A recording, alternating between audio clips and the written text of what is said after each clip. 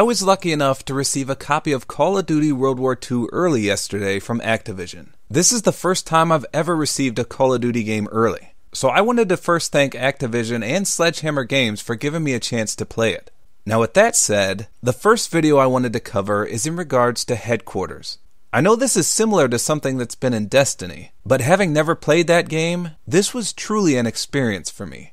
When I first read about it, I didn't think they'd be able to pull it off without some sort of flaw. But let me assure you, it's flawless.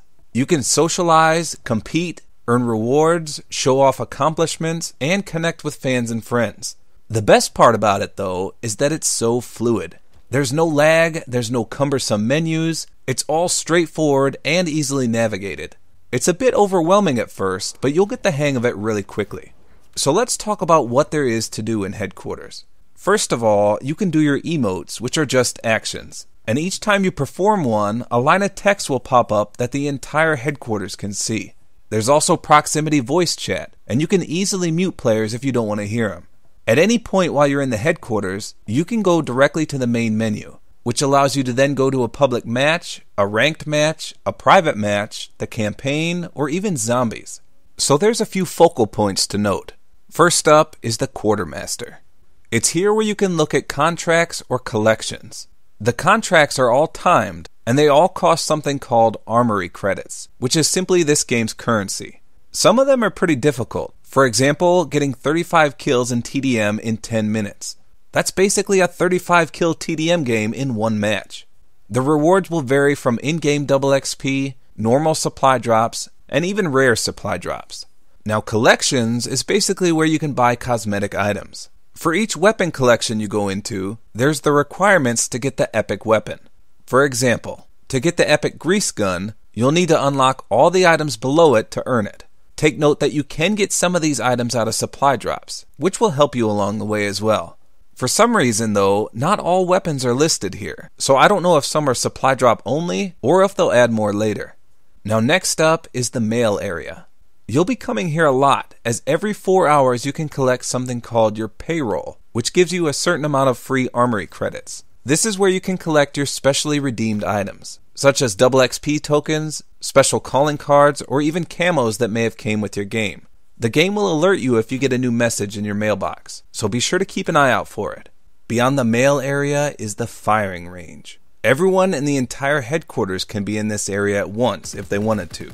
You can also access this area directly from within Create a Class with one click of a button, just like in Advanced Warfare. There's also a one-on-one challenge game associated with the firing range, but I'll cover that in just a bit. Now in the center of the Headquarters is someone called Major Howard, and he represents the Orders section. Now these are different from contracts as these last longer. So there's daily and weekly challenges here. You can have 3 of each active at a time. The weekly ones almost all give you a rare supply drop, and the daily ones can give you social score, double XP, or a normal supply drop. You can cancel out of a challenge at any time and replace it with another one, but again, you can only have 3 of the daily and 3 of the weekly active at once. The next location is the theater. This is where you can watch live streams such as MLG events. You can also rewatch the Division videos as well. There was just recently an update that added some new videos here, so you'll have to check back from time to time and see what they've added. Next up is the emblem creator. If you go to the emblem gallery sign, you can see the options, which are craft, upload, and view emblems. Uploading and viewing emblems are currently coming soon, but they're expected to be released on day 1. You are, however, currently able to craft an emblem. It looks like every other system that prior games have used. Now the next area is the beach, which contains even more things. The Scorestreak training range is the wooden tower. If you enter this area, it'll take you out of any lobby or party that you're currently in. So this is a single player only event. It also loads up as if it's an actual map, and it kinda is. So once in here, it's sort of like a mini game. You'll have friendly teammates and enemies engaging in a battle right in front of you, but you're stuck up in the wooden tower. Now you can shoot a pistol or a bazooka. They also give you a shovel, but for what reason I'm not sure. You're stuck up in the tower, so you can't obviously hit anybody. So you can select any streak in the game and you'll get to use it one time. Simply call it in and watch it wreak havoc on the enemies down below. It also tallies your stats for the duration you're in here, including kills and streaks shot down. It'll then give you a final score. The next area is called the R&R tent. In here, you can play all of Activision's older games, most of which were found on the Atari system. You do have to spend 10 armory credits per play though, and there doesn't seem to be any reward for playing these games. It's just a way to pass time. So the next area is inside this cave, and it's the zombies area. I think it's a little redundant since there is a way to jump into the zombies from the headquarters menu itself, but this option states that your party will come with you, so maybe if you're in a party, this is the only way to access it. Next up is the gunsmith truck. In here, you can prestige your weapon or create a paint job on it, just like in Black Ops 3. Now, prestiging your weapon can add either a kill counter or a clan tag. Unfortunately, the paint job boxes all say coming soon, but again, it was said that these will be available day one. Now, the last area with the big chalkboard is the 1 vs 1 pit. For some reason, I think this area wasn't working. I'm sure it'll be functioning come day one, or maybe there weren't enough people to play it just yet. It kept putting me in a queue to fight someone, but no one else ever joined. It sounds fun, and there's going to be a leaderboard of sorts for this too. So those are all the areas you can access in headquarters. However, we're not done yet. Hitting triangle on the PS4 will show you who's currently in the headquarters with you.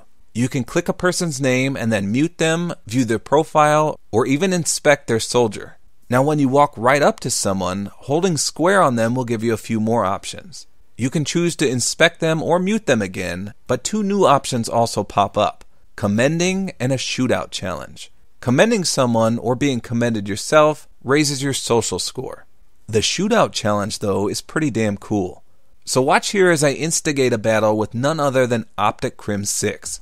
After some taunting, he challenges me to a shootout, which instantly takes us both to the shooting range for a duel. The object is to outscore your opponent by shooting more targets. Unfortunately, he whoops my ass. I've yet to win one of these shootouts, but I don't think you get anything for doing so.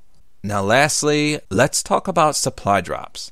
Each time you open a supply drop in headquarters, the entire area can see it.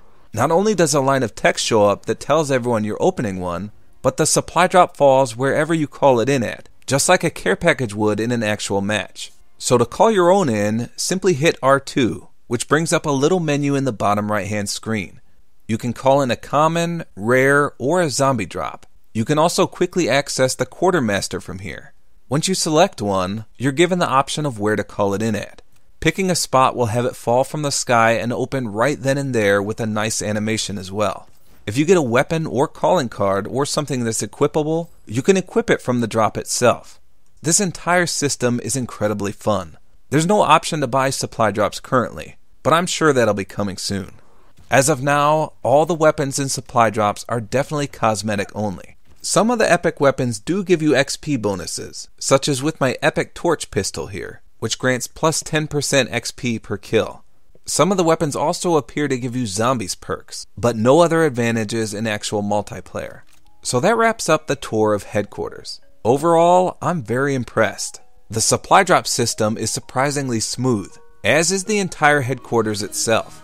There's absolutely zero lag and there's so much to do. The fact that there's daily and weekly contracts day one is beyond incredible.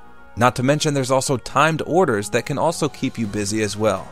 Reading about headquarters left me skeptical at best, but actually experiencing it myself left me speechless. They absolutely nailed it.